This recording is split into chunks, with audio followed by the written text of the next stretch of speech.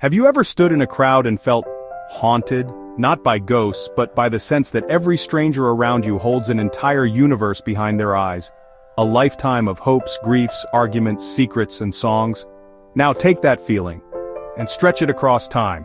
Imagine every soul who ever lived, from ancient Babylon to this very moment, each with their own private world, just as vivid as yours. This feeling has a name. It isn't in the textbooks yet, but maybe it should be. It's called Chronosonder. Chronosonder blends two ideas. Chrono, from the Greek for time. Sonder, a modern term for the sudden realization that everyone around you has a life as complex and vivid as your own. Chronosonder is the felt awareness that every person who has ever lived in any time, from the Pharaoh's servant to the plague widow to the Roman street preacher to your great-grandmother, had a life full of everything you feel now. Joy, shame, doubt, longing, laughter, regret. It's not just empathy, it's historical empathy, stretched across centuries, a kind of soul telescope, turning time into kinship.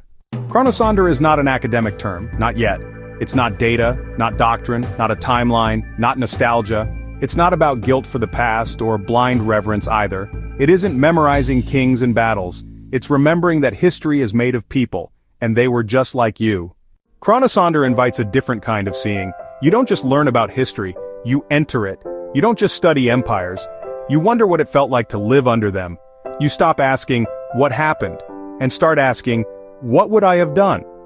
Would you have hidden Anne Frank, marched across Selma, stayed silent in 1933, or spoken, even if your voice trembled? Chronosonder doesn't let you stay detached. It reminds you that every generation thought it was the last one that could make a difference. This might be ours. We scroll while the planet burns.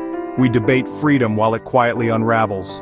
What we call normal may be the final hour before memory becomes regret. Take ancient Rome. We admire its law, its architecture, its art. But Chronosonder asks, did the centurion dream of his children? Did the slave woman look at the stars and wonder if her life would matter?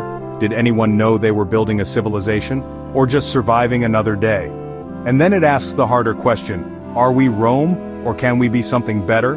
When they carved their names into stone, did they know we'd still read them? When you post online, what will someone 100 years from now read into your words?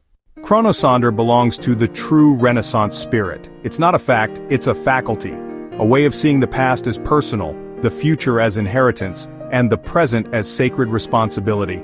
In a time of shallow thinking, it calls you to deeper reflection. In an age of isolation, it reminds you, we are part of a great chain of souls. You can't touch the past, but it can still touch you, and it should. To feel deeply is not enough. Chronosonder asks not just, what if that were me, but now that I know it was them, what will I do? Chronosonder may not yet be in the dictionary, but it could become a word in the soul. It invites you to live, think, act, and remember as if your moment is not the only moment that matters, but that what you do now ripples into forever. Thank you for watching. Our channel, The Renaissance Spirit, is dedicated to the pursuit of a just, equitable, and humanitarian world. We explore history, politics, religion, personal development, society, culture, the liberal arts and sciences, including ancient Rome, which offers powerful contrasts and comparisons to our modern moment. These are the disciplines of the true modern polymath. To live the Renaissance spirit means to engage with history not as a closed book, but as an unfolding conversation, one that speaks to you and speaks through you. We are in dialogue with the future, with our progeny, our posterity, our legacy. Will we leave them a world worth inheriting, or just a cautionary tale? The Renaissance once ushered in a golden age. May we dare to do so again. Subscribe, turn on notifications, take our Renaissance Spirit quiz to see if you're one of us, and remember, live the Renaissance spirit. History has not died, only our understanding of it.